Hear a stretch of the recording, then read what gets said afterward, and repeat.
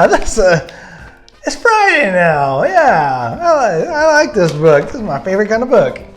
It is Friday, so let's do some Friday headlines, man. Love Fridays. Everybody loves Fridays. Fridays are good. Let's see what we got for Friday for some headlines. Kurt Cobain's childhood home is officially a landmark and an exhibit is on the way. Kurt Cobain from Nirvana. Yes, actually, his home is 30 minutes. This home that they're talking about is 30 minutes from my parents' house. If only.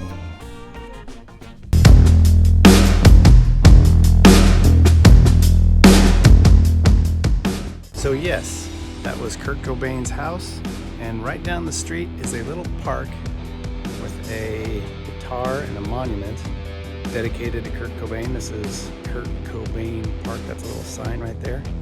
And yeah, it's a little seating area. There's a bridge behind me, right on a little slough here. But pretty neat. Anyway, Kurt Cobain, Nirvana. Oh, Joe, yeah.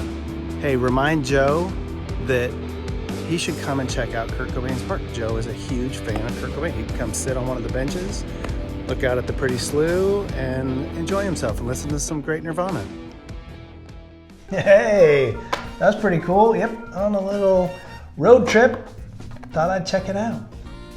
Moving right along, though, let's see. Disney's Jungle Cruise score, the music for the movie, includes everything from Metallica to Brazilian percussion. Yes, it's not Metallica, it's a Metallica song redone by someone different. It's instrumental. It's still pretty cool. Moving on. Pluto TV, this is a very popular streaming service that I think is pretty darn cost effective. Pluto TV is adding over 80 movies in August. That's pretty cool. The list is quite outstanding. I did check it out. Too many to talk about, but one did stand out as one I never talked about before. Terminator 2 Judgment Day. That is my movie recommendation for this weekend. It's a great summertime movie. It's a great action flick. The first one was kind of creepy, Terminator. It was meant to be a thriller, borderline scary movie, which it had some good stuff. It was very, very creepy, but very good. Now, Judgment Day, Terminator 2 Judgment Day, this was a really hyped up movie because the first Terminator was a really big deal. This one was even bigger. The expectations were through the roof, and they did a marvelous job executing and making this movie. Not only was the storyline really good, which is very important to me, but the acting was, well, it's Arnold Schwarzenegger, but it was good for exactly what we wanted. The evolution of the storyline was great as well. Really opened up our minds, doing some new things with technology at the time. This came out in the early to mid 90s, 92, 93, something like that. Anyway, it's on Pluto TV. You got Pluto TV? You can check it out. Woo, that card flew. Okay, so it is Friday. What do we do on Fridays? All kinds of cool stuff. We have all our usual Zooms, but they're usually a little bit more creative and fun on Fridays. Then what do we do at 1 o'clock? Insta Live, Insta Trivia, where you really need to see what's going on. Well, maybe you don't need to see what's going on. A lot of jokes about my handwriting. Awkward, but that's okay. My handwriting is crappy and opens up many opportunities for jokes. Also, we've got on Friday, we've got our, we have a PSA at 10:30. We'll see what's going on there. Like I said, all the Zooms, but it is Friday, going into the weekend, and it's still warm and hot outside. Yay! And all week we've been talking about appropriateness, appropriate behavior. We've shared with you the many different ways to be appropriate in building when we come back into the building, and also in business, in personal settings, why being appropriate is so important. So I hope you guys enjoyed learning much about all that, and I hope you guys are having a great week, had a great week. Let's jump right now into keeping this happy gravy train going with the National Day of. Good morning, everybody. Here we are. It's Friday, weekend time, yes! And the next time I do a National Day of, we will actually be in the office. We're gonna be in the office together. Don't worry, if you haven't gotten your meetings and you're not quite there yet or you don't feel comfortable, don't worry about it. We're still gonna be doing everything that we do normally. But those that are coming in the office, we will be in the office. Woo, woo. Oh my goodness. So, what a great day to end on a Friday. Lovely weekend and back into the office. Can't believe it, but today's August the 6th. Today's national day is National Root Beer Float Day. Root beer floats. Oh, I love them. I didn't realize that they go all the way back to 1893 is when they said the first person invented it. And they called it a brown cow because it was in Cripple Creek. Yeah, Cripple Creek, there's a song way back then. Never mind, I won't go there. But Cripple Creek, Colorado. And this man was at the Cripple Creek Mining Company, and it was late one night, like midnight, and he's looking out the window, and he can see the mountains in the back, and he can see the snow caps over him, and he thought, wow, that looks just like ice cream coming out of a mug. And he got all excited. He ran down to the saloon and he thought, ooh, what can I put in that to make it look like the brown of the mountain with the snow cap on it?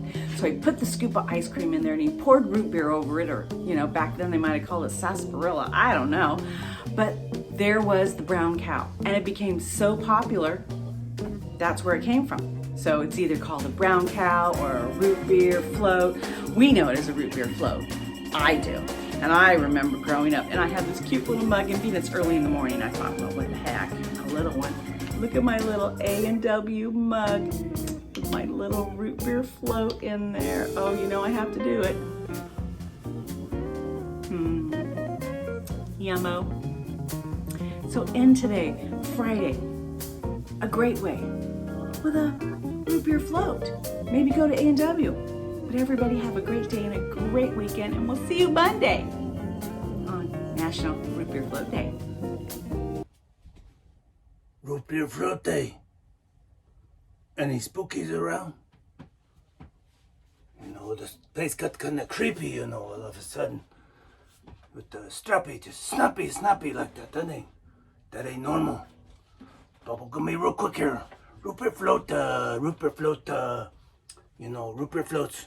Real tasty, Papa don't drink the IPA like yesterday, and Papa don't drink other spirit and stuff like that. Papa drink muddy water, and Papa try to look out for the tum-tum and be sensible with the root beer float day.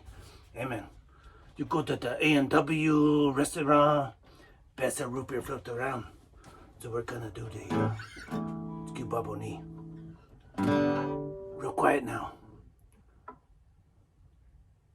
Root beer float day, root beer float day, root beer float day, float day, float day, root beer float day, root beer float day, root beer float day, float day, float day, float day, float day, float day, float day. Ooh, yeah, a little creepy around here, no. Bubble no like it, creepy, and plus coming up on the Friday the 13th. Bubble no like it, the Friday the 13th with the next, it's the next Friday, but I'm gonna just tell Carl, man, hey man, I got the bail, bro. Gotta get up to Westport, get out of the heat, get away from the spookies. Whoa, later dudes and dudettes. Very good. Rocker Bob, always something with that guy. Always something. He was really... I took him up to see Kurt Cobain's house. Yep. Where his buddies are in the fishing village where my parents live. Next week's videos will tell that story. Good luck. But now let's go right into Back in the Bearded Past with Zach. Hey everybody, happy Friday to you all. I hope you guys have had a wonderful week. I know I have.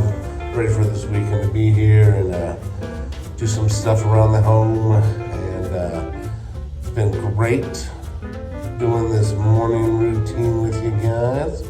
I hope you guys are ready for some Insta Live Insta trivia today. I'm telling you, that show's getting pretty fun. But hey guys, it's the weekend's coming up. I can't let you go without going back in the past with the beauty past, or the what? Going back in the beauty past with Zach. All right, so we have in 1862. Here's another Civil War history fact for you today. The Confederate ironclad CSS Arkansas is scuttled on the Mississippi River after suffering catastrophic engine failure near Baton Rouge, Louisiana. Confederacy at this point, not just 1862, 1863, 1864, and basically if they lost or something was tough to repair, they didn't really have the means to repair it, so they basically destroyed a lot of their own stuff just so the Union couldn't get it. Reality was the Union didn't need it and the Union could make it themselves, but it's just, it was a practice they did, and this wasn't one of their only ironclads. Now, the Arkansas did, in its short term, cause a little bit of havoc out there, and it's pretty crazy. Also on this day, I would say something that the world would love to kind of probably not want to have had happen, but it did. In 1942, World War II, Hiroshima is devastated by the atomic bomb with the name called Little Boy. It's dropped by the U.S., United States, B-29 Enola Gay, and yes, there's lots of people who passed, lots of radiation poisoning, and just the fact that we could do this to fellow human beings is pretty crazy. Unfortunately, that wasn't enough. We did one more bomb within the following days. And then last but not least, if you're a Ramones fan, 1996, they played their farewell concert at the Palace, Los Angeles, California. Right on, Ramones. All right, guys, go have yourselves a great week and be safe, be smart, and should see some of you guys coming back in the building soon. Bye now. Hey guys, and that is it for Friday. Have a great rest of your Friday. We'll see you at 1 o'clock for Insta Live, Insta Trivia, where you never know what's going to happen. I write the questions. I typically ask them, but not always. So who knows what's going to happen? You never know. You got to show up to find out. All right, guys, for the morning routine, take care, everybody. Have a great weekend.